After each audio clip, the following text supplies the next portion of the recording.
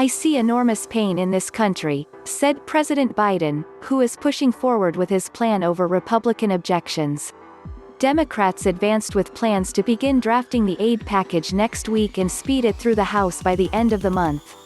The House gave final approval on Friday to a budget blueprint that included President Biden's $1.9 trillion stimulus plan, advancing it over unanimous Republican opposition as Democrats pressed forward with plans to begin drafting the aid package next week and speed it through the House by the end of the month.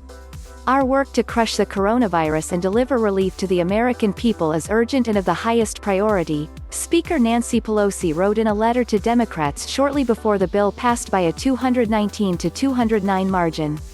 President Biden, speaking just before the House acted, cited a weak jobs report in justifying the use of a procedural device, called reconciliation, to ram through the measure if Senate Republicans oppose his effort to speed aid to families, businesses, health care providers and local governments.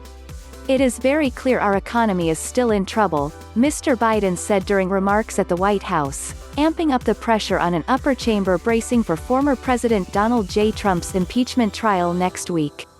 "I know some in Congress think we've already done enough to deal with the crisis in the country," added Mr. Biden, who reiterated his commitment to fund $1.400 direct checks to low- and middle-income Americans.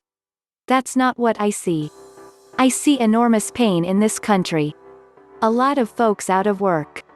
A lot of folks going hungry."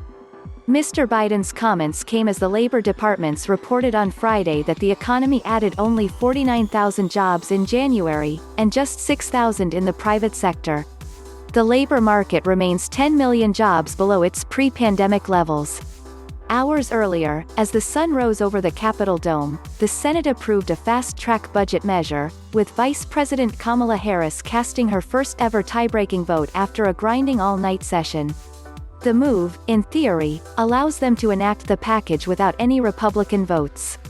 Senate leaders could begin working on their own bill in hopes of delivering a final package to Mr. Biden's desk before supplemental unemployment benefits are set to expire in mid-March.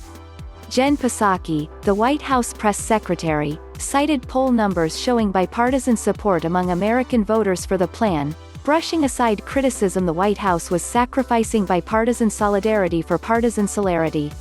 "He didn't run on a promise to unite the Democratic and Republican Party into one party in Washington," she said in her Friday briefing at the White House.